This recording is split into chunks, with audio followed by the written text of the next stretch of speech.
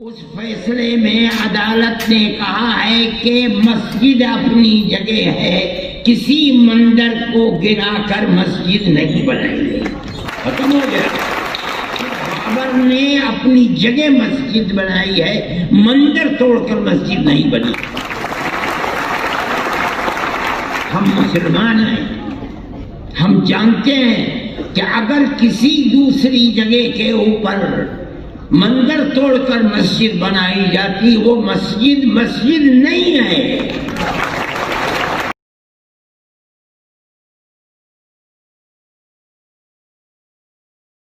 اس فیصلے میں عدالت نے کہا ہے کہ مسجد اپنی جگہ ہے، کسی مندر کو گرا کر مسجد نہیں بنائی گئی. ختم ہو گیا. بابر نے اپنی جگہ مسجد بنائی ہے، مندر توڑ کر مسجد نہیں بنی. ہم مسلمان ہیں، ہم جانتے ہیں کہ اگر کسی دوسری جگہ کے اوپر مندر توڑ کر مسجد بنائی جاتی وہ مسجد نہیں ہے. مسجد وہ ہے جو آج آپ کے ہاتھ میں طاقت ہے. آپ یہ سمجھتے ہیں کہ جس مسجد کو چاہیں آپ لے لیں، جس طرح چاہے لے لیں. آپ نے جس مسجد کو لیا ہے وہاں بھی ٹھوکر کھائی ہے. ہم جانتے ہیں جمعیت علماء نے اس کے کیس کو لڑا ہے. جس دن سے مسئلہ چل رہا ہے سن 51-52 سے، اس وقت سے لے کر آج تک اس کے کیس کو جمعیت علماء لڑتی رہی ہے. ہم نے کتنے کروڑ روپیہ اس کے اوپر لوور کورٹ، ہائی کورٹ اور سپریم کورٹ کے اندر خرچ کر دیا. ہمارا کوئی پیسہ نہیں تھا، قوم نے دیا، ہم نے اس کو خرچ کیا اور ہم برابر لڑتے رہے. مسئلہ کیا تھا لڑائی کا؟ مسئلہ آپ سمجھیے، ہم لڑنے والے ہیں، ہم جانتے ہیں.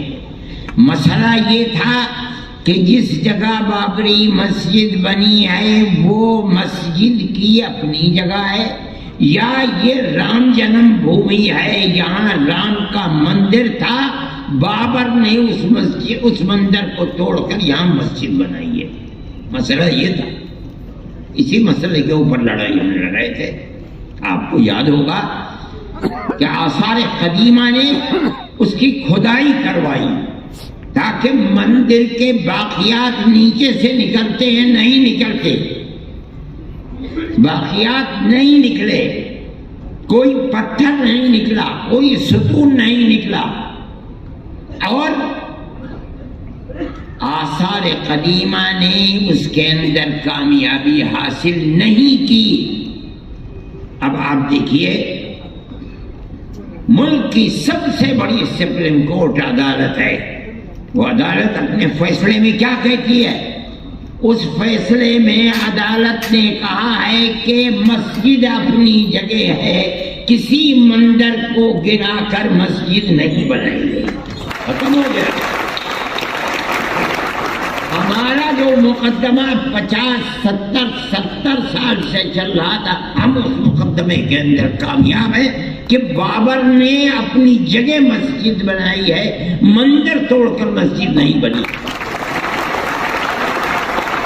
ہم مسلمان ہیں، ہم جانتے ہیں کہ اگر کسی دوسری جگہ کے اوپر مندر توڑ کر مسجد بنائی جاتی وہ مسجد نہیں ہے. مسجد وہ ہے جو مسجد کی جگہ ہے اور اس جگہ کو وقف کیا گیا ہے. ہم تو اس مقدمے کے اندر کامیاب ہیں.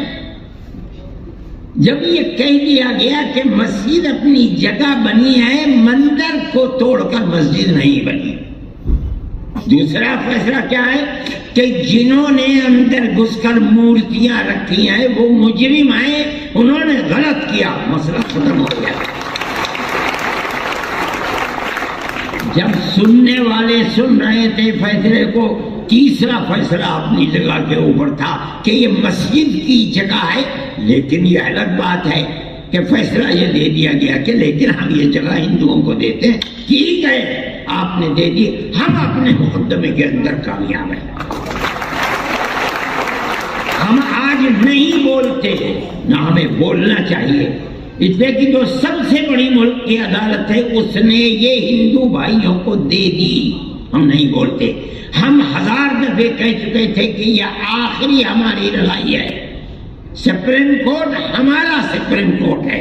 ہم اس ملک کے رہنے والے ہیں. سپریم کورٹ جو فیصلہ کر دے گا ہمیں وہ منظور ہے. سپریم کورٹ نے فیصلہ کر دیا, ہم اپنے گھر بیٹھ گئے. ہم خاموش ہیں, ہم نہیں کہتے کچھ. لیکن دنیا ختم تو نہیں ہے, ہم ختم ہو جائیں گے. آگے آنے والا مورخ یہ لکھے گا کہ بابری مسجد کی جگہ مندر کس طریقے پر بنا ہے. ہم نہیں بولتے, لیکن کیا آنے والی دنیا خاموش ہو جائے گی؟ میرے بھائی, یہ تو دنیا کے حالات ہیں. کل کوئی اور تھا, آج کوئی اور ہے. اگر ہم یہ سمجھتے ہیں کہ ارشد ہمیشہ زندہ رہے گا تو پاگل ہے, مرے گا. میری جگہ کوئی دوسرا. دنیا ہے یہاں اسی طرح آنا جانا لگا ہوا ہے. ایسی ذات جو ہمیشہ سے ہے, ہمیشہ رہے گی. میں کہتا ہوں وہ اوم ہے, یعنی اللہ. میری بھائی, سیکولرزم کی حفاظت 2 بجے جلسہ ختم ہو جانا چاہیے. میں اس سے پہلے ہی ختم کر دوں گا. میرے بھائی, جمعیت علماء کا اپنا ایک کردار ہے. ہم اس سیکولر دستور کے محافظ ہیں. ہم سمجھتے ہیں کہ صرف زبانی نہیں کہ دنیا میں جا کر کے سیکولرزم کا ڈھنڈورا پیٹا جائے اور ملک کے اندر مسلمانوں کی 600 سال پرانی مسجدوں کو گرا کر کے وہاں مندر بنایا جائے. یہ سیکولرزم نہیں ہے, یہ ڈھول کا بول ہے. آپ کی پارلیمنٹ فیصلہ کر چکی ہے آج سے تقریباً 30-32 سال پہلے کہ جو مسجد جہاں جو مذہبی عبادت گاہ بنی ہوئی ہے سن 47 میں, اس عبادت گاہ کو اسی حال میں رہنے دیا جائے گا. آج آپ یہ کہتے ہیں کہ نہیں, بنارس کی مسجد کو توڑ دو, وہ ہماری ہے. متھرا کی مسجد کو توڑ دو. آپ کے کردار کا اور پارلیمنٹ کا کیا اعتبار ہے یہ بتائیے. کیا چیز ہے پارلیمنٹ کے اندر؟ پارلیمنٹ ایک قانون کو بناتی ہے, آپ اس قانون کو ٹھوکر مار دیتے ہیں. آپ جو قانون آج بنا رہے ہیں کل کو دوسرا اسے ٹھوکر مار دے گا. یہ تو آپ نے ایک ریت اور رواج کر دیا, ہمیں کوئی غرض نہیں ہے اور حکومت خاموش بیٹھی ہوئی ہے. میرے بھائی, جمعیت علماء حکومت کا لحاظ کرتی ہے.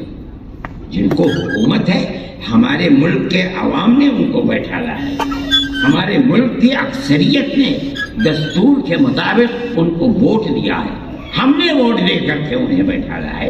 ہم یہ سمجھتے ہیں کہ ان کو ملک کے دستور کے اندر اس طریقے کی تشریح جس سے ملک کے ایک بہت بڑے طبقہ 20-25 کروڑ لوگوں کے حقوق کو آپ ٹھوکر مار رہے ہیں, ملک اس طرح امن و امان کے ساتھ نہیں چل پائے گا.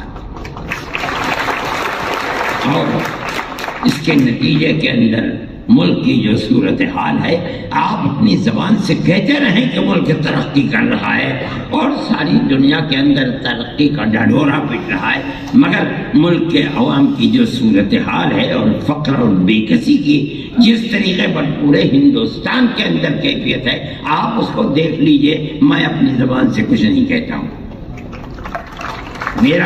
میں ایک مذہبی آدمی ہوں.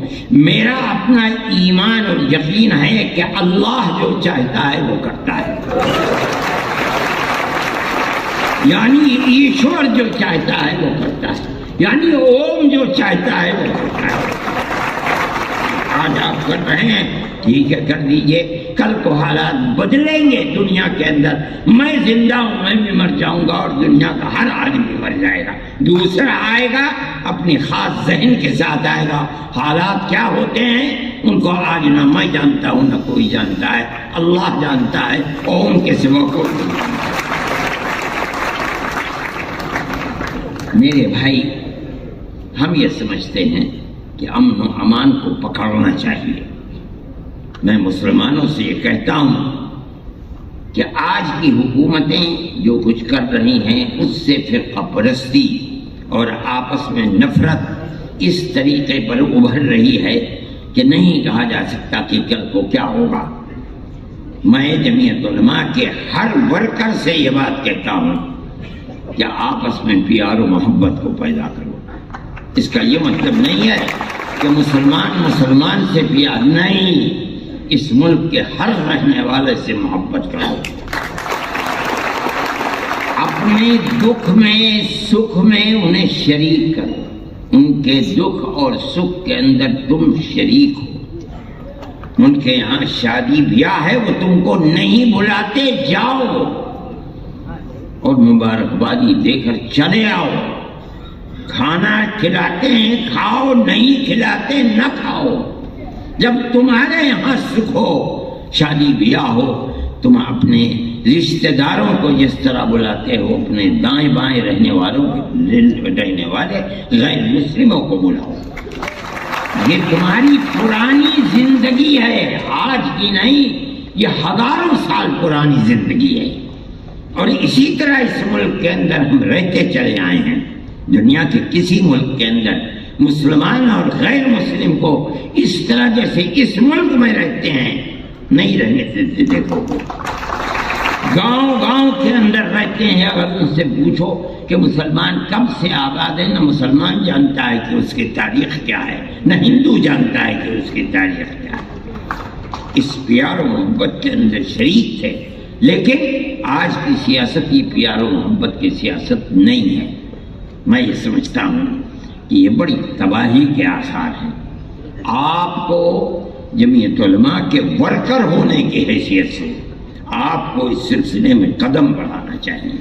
میں مدرسے والوں سے کہتا ہوں، صحیح ہے آپ کا مدرسہ مذہبی مدرسہ ہے، لیکن یاد رکھیے رسول اللہ صلی اللہ علیہ وسلم جن کی زندگی کو لوگ جانتے نہیں اور خاص طریقے کے اوپر برادران وطن نہیں جانتے، غیر مسلموں کے ساتھ اٹھنا بیٹھنا رہنا سہنا آپ کی زندگی تھی۔ آپ جب تک زندہ رہے، میں ایک بات کہتا ہوں اور تو یہ تو بڑی لمبی بات ہو جائے گی، ابو طالب آپ کے چچا تھے، آخری وقت تک بت پرست رہے، اور کھانا پینا اٹھنا بیٹھنا اللہ کے نبی کے ساتھ تھا۔ اگر اللہ کے نبی کو مکے کے لوگوں نے آبادی سے باہر کر دیا، ابو طالب نے ساتھ نہیں چھوڑا، باہر رہے، اور دین کے اعتبار سے وہ اللہ کے دین کو، اللہ کے نبی کے دین کو نہیں مانتے تھے، آخری وقت تک نہیں مانتے تھے۔ جب جان نکل رہی تھی تب گئے نبی کریم علیہ السلام ان کے پاس اور جا کے کہا، چاچا ایک مرتبہ لا الہ الا اللہ محمد رسول اللہ کہہ دیجئے، میں قیامت کے دن اللہ کے یہاں آپ کی شفاعت تو کر دوں گا۔ ابو جہل وہاں کھڑا ہوا تھا، ابو جہل نے کہا، ابو طالب کیا کہیں گے تمہارے بعد لوگ، کیا آخری وقت میں اپنے باپ دادا کے دین کو چھوڑ دیا؟ یہ کہا کہ نہیں، میں اپنے باپ دادا کے دین کے اوپر ہوں اور مر گئے۔